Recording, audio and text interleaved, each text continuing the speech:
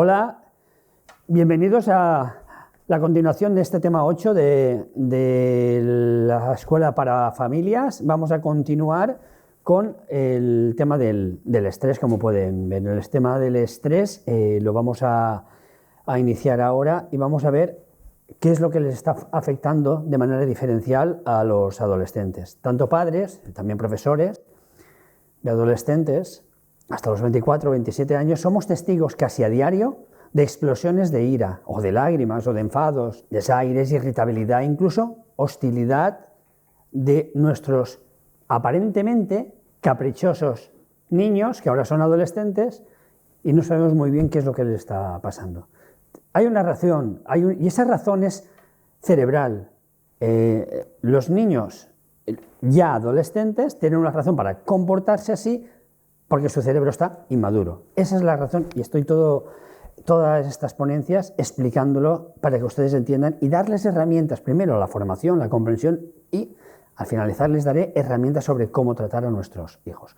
Los adolescentes tienen tendencia al apasionamiento exagerado y a entusiasmos desmedidos. Muchas veces la pregunta es ¿cómo sabemos que las cosas se han desmadrado? ¿Cómo distinguimos entre episodios normales de ansiedad adolescente o algo que puede llegar a ser más preocupante?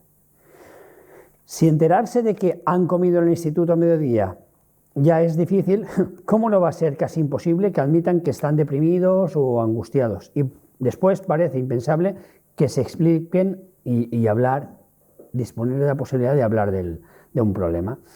Los sentimientos efectivamente son el barómetro del bienestar emocional, del bienestar mental. Recuerdo muy bien la desolación que provocaba que en la universidad uno no saque la nota que espera. Tampoco olvido la euforia que yo mismo sentí al saber que me habían aceptado en la facultad de psicología o de neuropsicología. Francamente es difícil imaginar un mundo sin sentimientos. Durante la adolescencia, más que en cualquier otra época, los sentimientos mandan en nuestra vida. Y mandan porque el lóbulo frontal, 60% del cerebro, todavía está inmaduro para ser el freno, como el tapiz, como el filtro del control de esas emociones. Lo habitual es que el adolescente o esté muy animado o completamente deprimido, además en un paso muy rápido de uno a lo otro, y pocas veces se encuentra en ese estado intermedio. Los padres a menudo tenemos la terrible impresión de que esos altibajos emocionales de nuestros hijos se nos van de las manos, y como ellos no son aún capaces de suavizar las cosas utilizando esos lóbulos frontales que estoy nombrando, tenemos que ser nosotros quienes actuamos de filtro, de regulador, y les transmitamos la calma que su cerebro aún no les puede proporcionar. Por eso entrar en escalada de confrontación, con gritos, respuesta más gritos, acusaciones más acusaciones, es un diálogo sordo que no va a ningún buen sitio. Bien. Así pues, ¿cómo y cuándo sabemos si una explosión emocional o un cambio de humor, una actuación impulsiva e incluso un enfrentamiento que pueda ser más o menos grave son comportamientos normales del adolescente o algo de lo que nos debamos preocupar?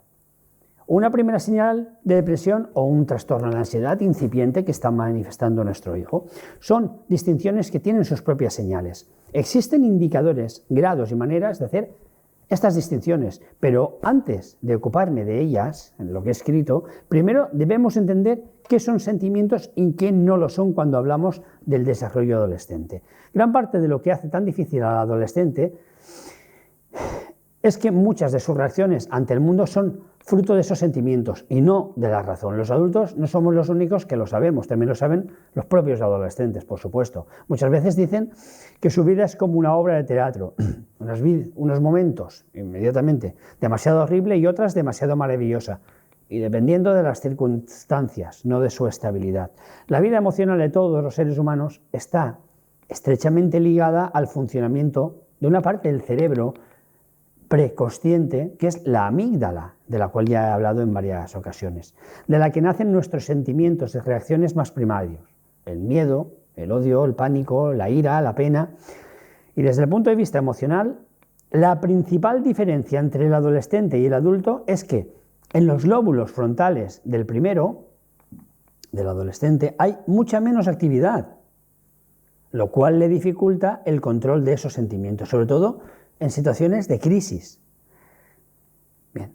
Veíamos en el tema 1, al principio de estas cuestiones, que es el mundo adolescente, que los adolescentes pueden estar más indefensos ante el estrés que los adultos. No solamente pueden estar, sino que están habitualmente, salvo algún caso que es frecuentemente anecdótico, por su forma de reaccionar, no voluntaria, sino química y neuroquímica, a una sustancia que es la THP, que es la tetrahidropregnanolona. Ya hablé de ella, que es la hormona del estrés. En el adolescente, esta hormona, THP, esta hormona, decía, en vez de producir un efecto sedante, agudiza la ansiedad. El estrés puede tener su origen en la propia persona, sus pensamientos, sus emociones, o fuera de ella, en el entorno. Pues bien, el cerebro adolescente se diferencia del adulto en otro aspecto. El adolescente no puede acceder plenamente a sus lóbulos frontales, lo cual hace que otras zonas del cerebro puedan escapar un poco a su control y además generar impresiones exageradas sobre peligros exteriores. Los sentimientos primarios, como el miedo, son obra del llamado eje hipotalámico pituitario adrenal, el HPA. Bien, ante una situación de estrés, la amígdala, esa zona del cerebro, ese órgano, es la primera en reaccionar y una vez estimulada, libera hormonas del estrés que indican a la glándula pituitaria, a una zona del cerebro, que libere determinadas sustancias químicas, las cuales a continuación hacen que la glándula adrenal libere adrenalina, también conocida como epinefrina. Bien, las glándulas adrenales están situadas justo encima de los riñones y cuando se activan en situaciones muy estresantes disponen el cuerpo para que reaccionen ante el peligro. Así aumentan las pulsaciones, dilatan los vasos sanguíneos, incrementan el oxígeno y alejan el flujo sanguíneo del tracto digestivo para dirigirlo a los músculos y las extremidades para así poder huir o atacar, es decir, explosionar. Si el instinto nos lleva a detenernos y defendernos, se nos dilatarán las pupilas, la vista se agudiza y disminuye nuestra percepción del peligro y el cuerpo está preparado para afrontarlo. Los peligros para la supervivencia inmediata son muchos menos hoy que cuando nuestros primitivos antepasados bajaban por la tierra, pero la reacción de huir o luchar sigue codificada, mantenida en nuestros genes. En situaciones de estrés, entonces, el adolescente cuya amígdala está menos controlada por los lóbulos frontales suele reaccionar con sentimientos mucho más exagerados, no tienen ese filtro, luego pasan de 0 a 100 muy rápidamente que los del adulto.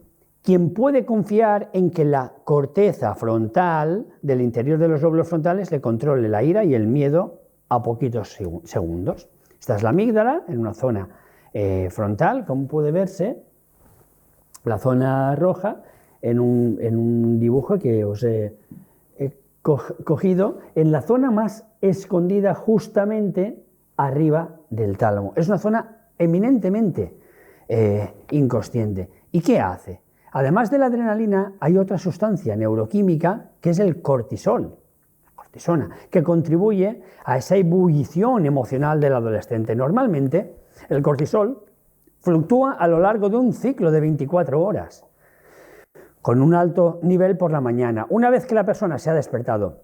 Pues bien, este nivel sube entre un 50 y un 60% a lo largo del día, para después empezar a bajar. Primero, baja muy deprisa y después más despacio, a partir del mediodía y durante varias horas, hasta llegar al nivel más bajo a medianoche. Se ha observado en diversos estudios que en la adolescencia media y final, es decir, a partir de los 15 y 16 años, sobre todo en chicas, los niveles de cortisol son ligeramente más altos que las de la población adulta habitual, normal. Todas, por tanto, las emociones negativas, el estrés, la preocupación, la ansiedad, la ira, se han relacionado de forma significativa con niveles superiores de cortisol en sangre. Y lo mismo ocurre con la soledad, tan afectada actualmente por el tema del confinamiento, del COVID. Y esta es la razón de que en los adolescentes estar solo está relacionado con unos mayores niveles de ansiedad y de estrés. Esto es lo que ocurre en el esquema anterior, que se liberaba adrenalina en sangre y cortisol en sangre. La misma soledad genera insatisfacción, frustración, que va a generar esta sustancia en mayores dosis de lo que generadas desde partes del cuerpo que el cerebro frontal puede dominar. Bien, la emoción más aguda va de la mano del estrés, y para los adolescentes, las circunstancias que lo provocan son omnipresentes, desde hablar delante de los compañeros de clase hasta el rechazo o en caso más elevado, el acoso escolar. El efecto que las experiencias estresantes y los traumas emocionales producen en el adolescente puede tener después gravísimas, no graves. Yo he tenido en clínica, en mi trabajo diario, gravísimas consecuencias para la salud mental y emocional pasados muchísimos años posteriormente. En el adolescente el estrés actúa de forma distinta que en el adulto, y sus efectos en el aprendizaje y la memoria del adolescente pueden abocar a un problemas de salud mental, entre ellos depresión y el temible trastorno por estrés postraumático. El estrés también provoca a menudo abuso de sustancias nocivas. Cuando el niño estresado o el adolescente comienza a automedicarse con estimulantes y tranquilizantes que sus padres guardan en el armario de las medicinas. Actualmente, el nivel de ansiedad de los adolescentes, y desde el año 2015, y actualmente muchísimo más, y ya desbocado con el confinamiento y este año 2020 pasado, es elevadísimo por la infinidad de problemas societales que han de afrontar una vida familiar cada vez menos cohesionada, sí, es necesario decirlo, y la exposición a todo tipo de estímulos en Internet. Por no hablar de las fantasías de las redes sociales y de las acusaciones, del constante necesitar estar conectado. Realmente son niños normales en todo lo demás, pero cuya capacidad de desenvolverse en la vida puede quedar muy mermada por el estrés. Estoy hablando de los adolescentes y la afectación que tienen el estrés, que es sumamente pernicioso, además, como consecuencia, para su aprendizaje.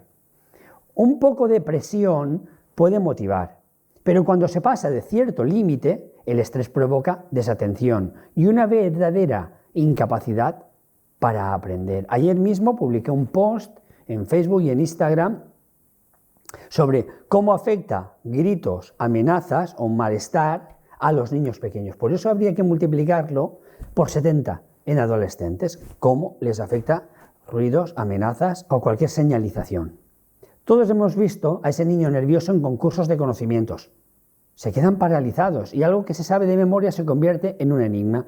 Esta paralización de la memoria es real. Ya comenté algunas situaciones que son necesarios realizar en niños ante una situación de evaluación. Pueden repasarlo en los vídeos habituales, en el canal que estoy subiendo los vídeos. Para empezar, el hipocampo, para demostrar que esta situación es real, deja de funcionar con normalidad. El hipocampo es la zona donde se administran y se guardan los recuerdos. ¿Por qué? ¿Por qué el hipocampo se afecta? La explosión de cortisol, de cortisona, que se produce durante una reacción de estrés y dura 24 horas o más, puede interferir efectivamente en la memoria. En un estudio se encontró que el estrés podía influir en el aprendizaje y la potenciación de ese aprendizaje a largo plazo. En A y en B, como pueden ver aquí el gato, ante un ratón, se estaba analizando en un estudio experimental, las ratas realizaban bien una tarea en condiciones normales y también en una nueva jaula. Pero si se colocaba un gato fuera de la jaula, se quedaban quietas, a menudo incapaces de aprender. ¿Por qué? Porque todo el flujo sanguíneo se eliminaba del hipocampo y del lóbulo frontal y pasaba al torrente sanguíneo, afectando a los músculos. Bien, en este caso C y D en evaluar en cortes hipocampales del hipocampo de ratas estresadas, el estallido de estimulación provocaba una potenciación a largo plazo muy inferior a las de las ratas del grupo de control, prueba del efecto de las hormonas del estrés en la conexión de las sinapsis. En este esquema de abajo pueden ver ustedes niveles de porcentaje aprendizaje en un caso y en otro. El grado de estrés estaba afectando enormemente, diferencialmente, a unos y a otros, y donde se afectaba era precisamente en la zona del hipocampo. Bien. Las ratas que en circunstancias normales, por tanto, se comportaban perfectamente en un laberinto, se quedan completamente paralizadas y con total incapacidad para aprender si fuera de la jaula se les coloca un elemento estresante, por ejemplo, un gato, como acabo de enseñar. Una de las estructuras cerebrales que más daño sufren con el estrés crónico es el hipocampo, que es fundamental para el aprendizaje y para la memoria. Algunos de los efectos en cascada sobre el aprendizaje son una mermada potenciación a largo plazo y la elaboración y posterior eliminación por esa toxicidad. Debemos tener en cuenta las cosas que el adolescente considera estresantes, no los adultos, y pensar que la escuela a veces puede ser algo parecido a la jaula del experimento de las ratas, con unos padres y profesores que también en ocasiones se pueden mostrar estresantes, como el gato de ese experimento paradigmático que he tomado de algunos investigadores actuales de la Unión Europea. En general, cuando así ocurre, el pensamiento pierde agilidad. En estudios con animales se ha descubierto que el cerebro de los adultos de estos animales, después de un periodo de estrés, se recuperaba al cabo de unos 10 días. En cambio, en animales adolescentes, los efectos del estrés se prolongaban unas 3 semanas. Es decir, un promedio de entre 11 y 15 días más que en el cerebro adulto, lo cual indica no solo que eran duraderos, sino en no pocas ocasiones hasta irreversibles. Debemos tenerlo en cuenta al pensar en los adolescentes humanos y todos los elementos estresantes que les puedan desbordar. ¿Cómo afecta el estrés al cerebro? Los estudios están empezando a darnos ya pistas. Experimentos utilizados con ratas muestran que incluso las adolescentes se pueden estresar. Investigadores, en este caso de la Universidad McLean de Boston, descubrieron que las ratas expuestas al aislamiento social solían tener más problemas en ejercicios de huida y mostraban signos de la que se podía considerar conducta de impotencia, o lo que algunos autores como Seligman, y yo he trabajado también en este aspecto en trastornos por estrés postraumático por acosos, es la indefensión aprendida de Seligman. El efecto era mucho mayor en los machos que en las hembras.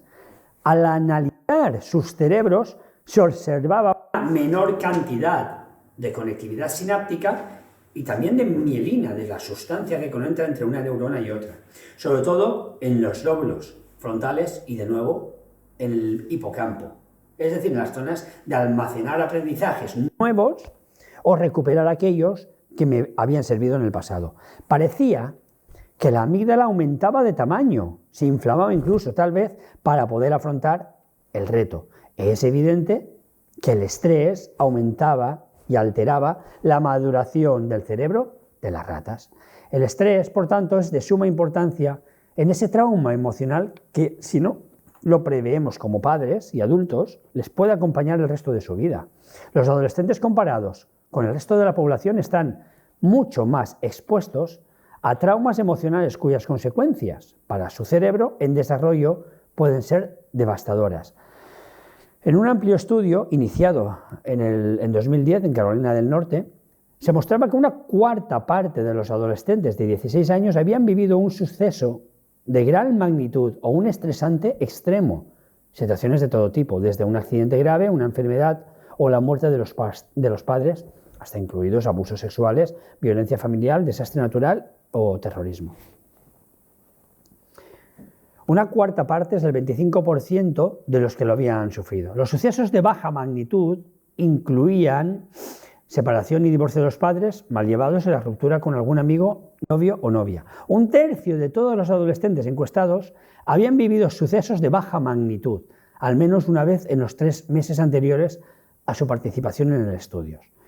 Los escáneres de resonancia magnética funcional y la observación de las sustancias gris y blanca del cerebro de las personas parecen indicarnos que lo que ocurre a las ratas del experimento le puede también ocurrir al adolescente expuesto al estrés. La corteza prefrontal, el hipocampo y la amígdala, a la que me referí al principio de esta ponencia, también son importantes reguladores de las reacciones del estrés en los humanos. Como le ocurre a las ratas de investigación, parece que el hipocampo del adolescente disminuye de tamaño, algo que no es bueno para la memoria ni para el aprendizaje, y la amígdala aumenta. El mayor funcionamiento de la amígdala explica algunas de las reacciones exageradas características del TEP, del trastorno por estrés postraumático. Cuando el trauma es grave o prolongado, el adolescente está más expuesto que el adulto a desarrollar ese trastorno por estrés postraumático. Este trastorno normalmente aparece cuando la persona está expuesta a un percance o un suceso que ponen en peligro su propia seguridad o supervivencia. Una cosa que hay que recordar es que en el adolescente normal, si cabe la palabra, sin mayor estrés del habitual, la amígdala funciona de forma exagerada. De por sí, un adolescente normal ya le funciona de manera exagerada con los altibajos que he descrito al principio, lo cual aumenta la vulnerabilidad de esas reacciones al estrés.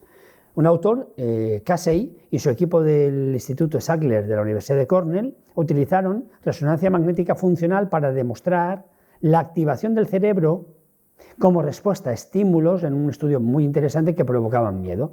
La imagen de una cara asustada, por ejemplo, en 80 personas de entre 8 y 32 años.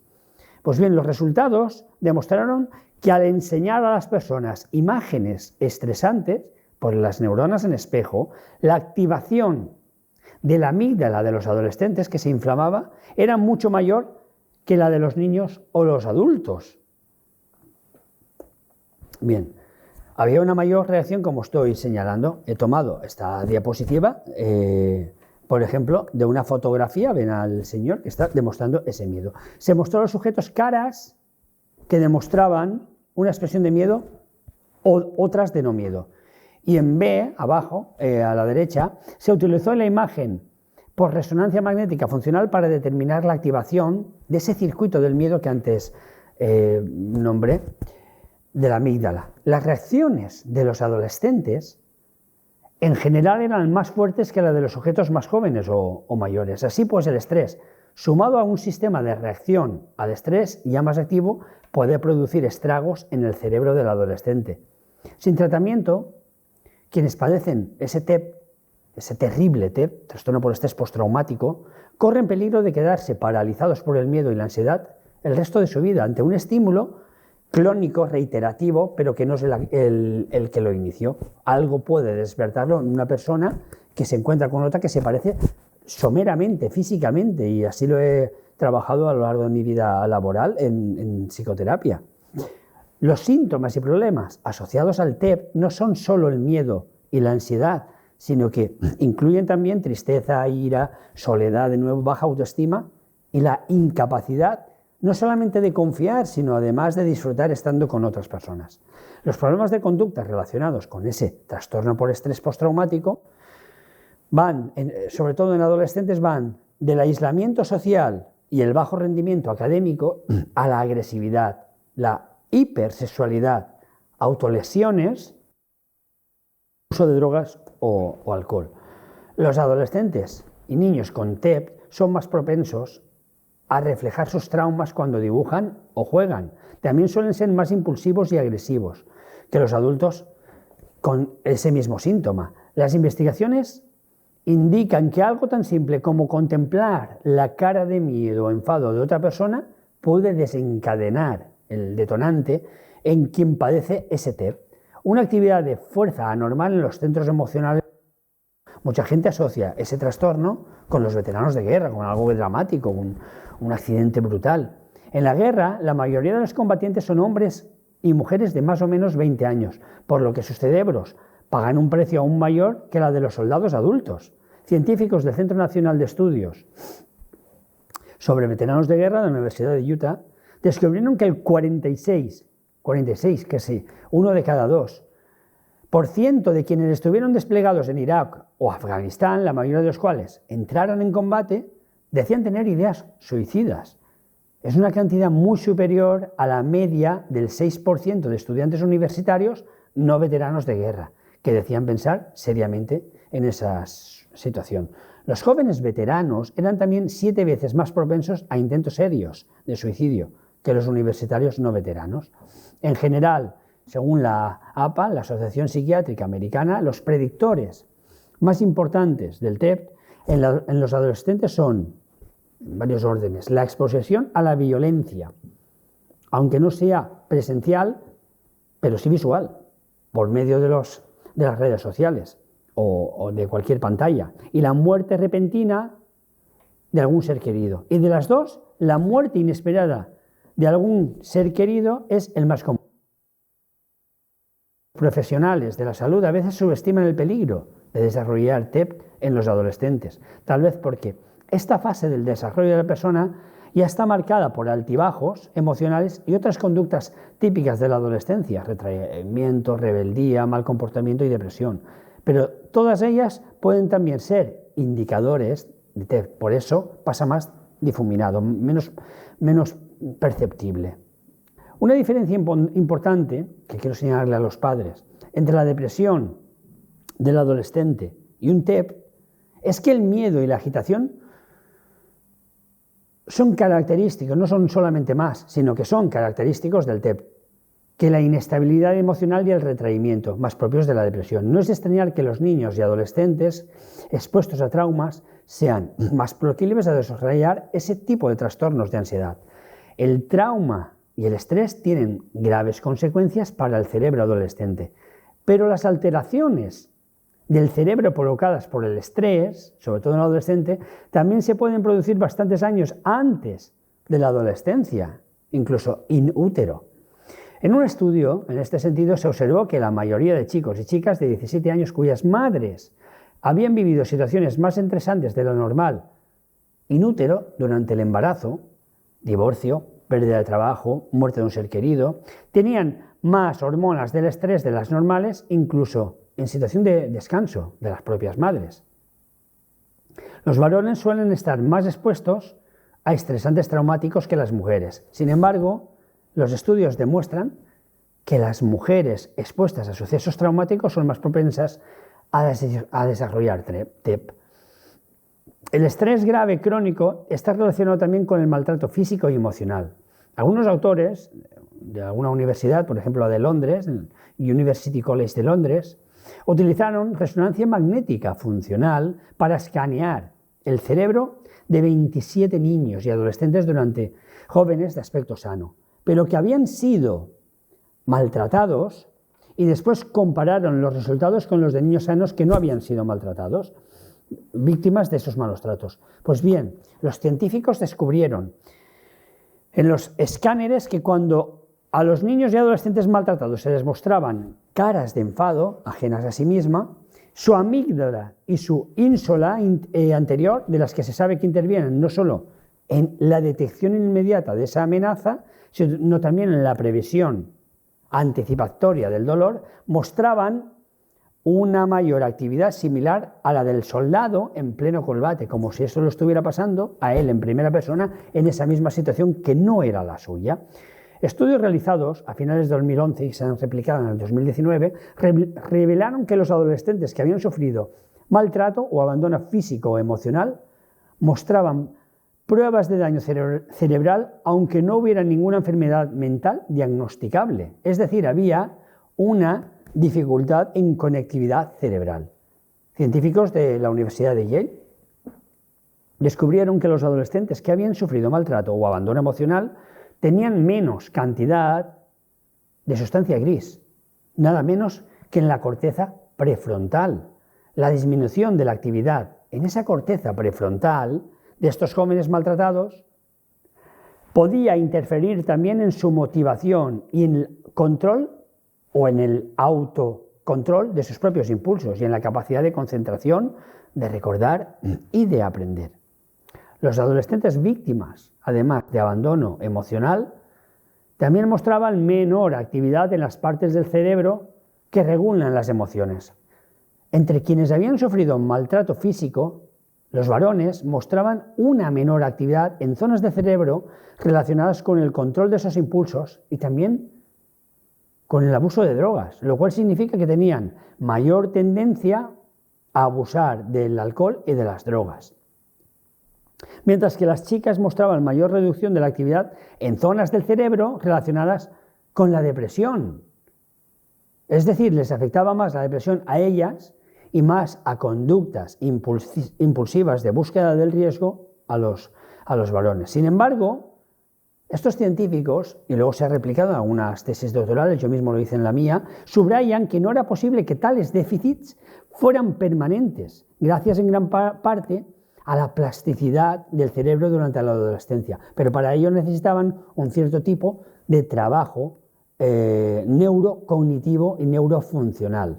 Bien, de lo que no hay duda es de que en el mundo actual la vida de los adolescentes está sometida a un sinfín de estresantes, y con la exposición a sucesos nuevos a través de la tecnología digital es realmente imposible proteger a los niños por completo y adolescentes de los escenarios cotidianos de confusión, violencia y desastre que aparecen en los noticiarios. Por tanto, hoy es mucho más importante paliar los efectos del trauma, en especial cuando ese suceso traumático es también público y, por consiguiente, en cierto modo lo viven muchas personas al mismo tiempo, como ocurrió, por ejemplo, en el atentado de las bombas en las metas de maratón de Boston en abril del 2013. En realidad, el trauma más personal no tiene nada de distinto. Un ejemplo puede ser el acoso escolar, sea directo o ciberbullying o por internet.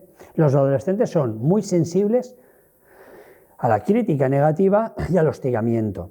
Y es posible que no entiendan la lógica ni la razón de las acusaciones que les hacen quien les acosa.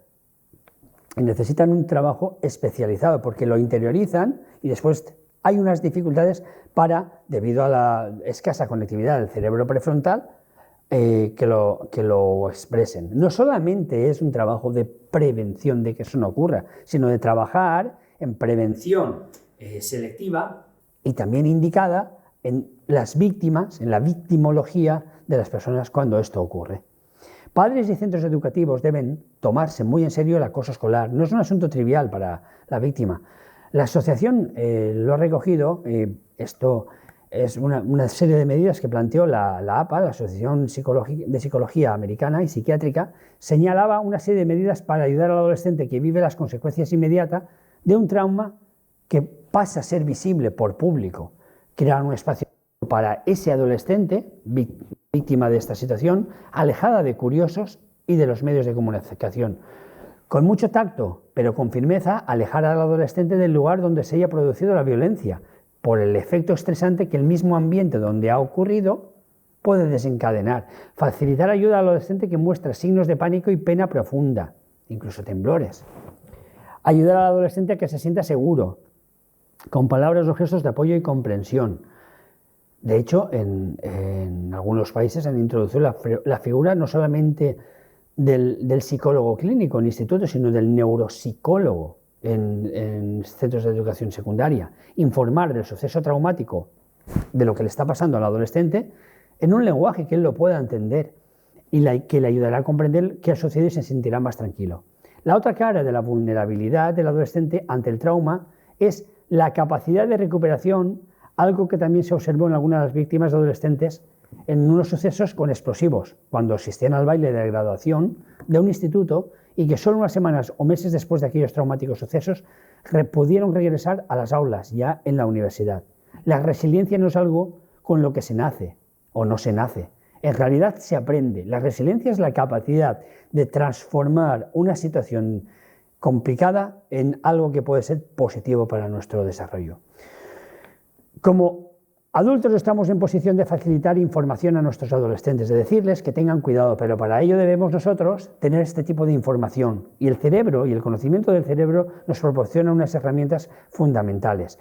Podemos emplear menos tiempo en Internet, Facebook y en chatear y crear situaciones. Debemos tener la suficiente sensatez y madurez para considerar la posibilidad de que esa persona que sabe escuchar no seamos nosotros, sino otra figura, que puede ser una tercera persona, pero siempre es necesario, como estoy publicando en mis redes sociales de la Unidad Municipal de Neuropsicología, les invito a visualizarla, al hablar de algo especialmente en periodos vulnerables, sobre todo en la adolescencia, me hago consciente, porque activo la amígdala y el hipocampo, de qué es realmente, porque son zonas inconscientes, qué es realmente lo que me está ocurriendo. Voy a mostrarles ahora brevemente unas partes de un pequeño vídeo, muy breve, de 5 minutos, en los cuales van a ver una situación comparativa. Bien, voy a mostrarles dos pequeños cortes de vídeos en los cuales va a aparecer dos situaciones explicativas de todo lo que he dicho anteriormente. Les dejo con ellos.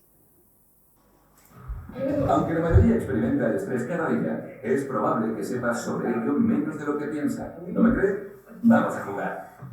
Vamos a enseñarte 3 pares de situaciones. Su tarea es elegir cuál de ellas le provoca a la gente más estrés. Elija A o B de cada par. Allá vamos. ¿Que le pare un policía? ¿O planear unas vacaciones? ¿Cuál es más estresante? ¿Discutir con su pareja o ganar la lotería? ¿Tener problemas con su jefe? ¿O que le den un ascensor? Parece bastante obvio que en cada par A es mucho más estresante que B, ¿no? Pues no. Según uno de los mayores estudios sobre el estrés, resulta que la situación más estresante en cada caso es la B. Es posible que piense cómo pueden unas vacaciones, un ascenso o ganar la lotería ser estresantes. Aunque tendemos a asociar las cosas estresantes con la negatividad, la verdadera definición de estrés es cualquier cosa que fuerce a su cerebro a abandonar lo conocido. Para explicarle más sobre su cerebro y el estrés, está aquí el doctor Chase Stetson, neurocientífico de Caltech. La descripción clásica del estrés es una reacción en cadena de señales en el interior de su cuerpo que provoca todas las respuestas que asociamos con el estrés. No todo aumento del ritmo cardíaco es malo. Le puede pasar si debe superar una situación difícil de manera conveniente. No todo el estrés es malo, y a veces incluso es útil. Pero todos reaccionamos de distinta manera. Para un cómico veterano, solo es otro día de trabajo. Bien, y ahora les voy a mostrar una situación comparativa del estrés. En lo que ha dicho es, lo que crea mayor estrés es salir de la zona de confort, del cerebro automático que nos crea ese estrés. Un adolescente hoy en día vive completamente fuera de la zona de confort habitualmente, está constantemente aprendiendo en un horario, como ya expliqué con el sueño, que no es el suyo el más adecuado, por lo que expliqué y que de nuevo les invito. Ahora les voy a proponer un nuevo ejercicio. Su cerebro ha desarrollado una respuesta rápida de estrés ante ruidos fuertes o desconocidos. En la sociedad actual, los sonidos comunes e inofensivos pueden percibirse como estresantes y amenazadores.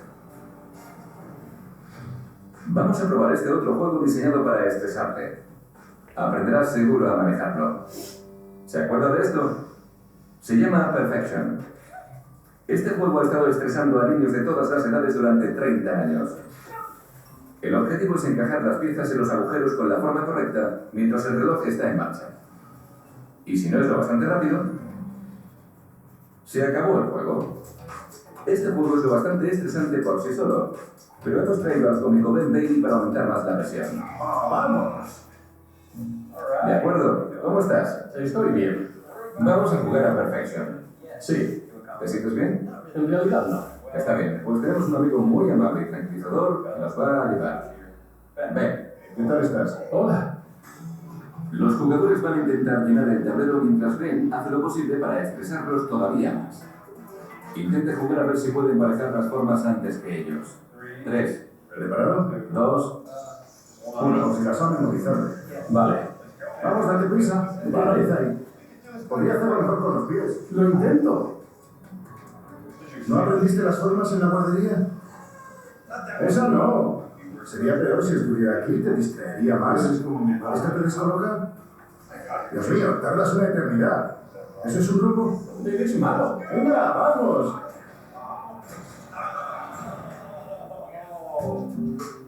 jugadores no lo hicieron muy bien. ¿Cree que los comentarios negativos de Ben influyeron en los resultados? Lo habría hecho mejor si alguien no hubiese sido tan malo conmigo. Sí. ¿Qué estás haciendo? ¿Usted qué cree? ¿Estas personas están usando a Ben como excusa por haber fallado? ¿Y si esta vez Ben ofreciera ayuda de alguna forma? Ahora el amable Ben va a ser más amable. ¿Cree que eso ayudará a realizar mejor el juego?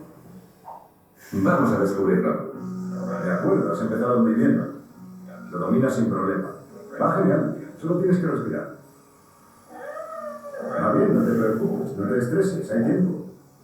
No te preocupes por el reloj, concéntrate en las formas. Eso es, puedes hacerlo. Sí, muy bien. Nada más, nada más. Bien. Muy bien. ¡Sí! Sí. Los resultados hablan. Cuando la motivación era negativa, ¿Qué haces? solo el 20% de nuestros voluntarios fueron capaces de terminar. Oh, Dios mío. Pero ante palabras de aliento, Casi has terminado. la cifra subió al 80%. Sí, es obvio. Cuando nos enfrentamos a una tarea estresante, ¡Oh, vamos! un poco de refuerzo positivo da resultados mucho mejores. Bien, y esto simplemente con personas adultas. Cuando es el estrés ambiental en situaciones donde el mismo entorno conocido y del cual yo me muestro con unas necesidades relacionales, que es el mundo adolescente, es muchísimo más estresante porque su cerebro es más vulnerable a ese estrés por la cantidad de sustancias que segrega, sobre todo la amígdala. Pues muchas gracias por su atención y les espero en el próximo vídeo.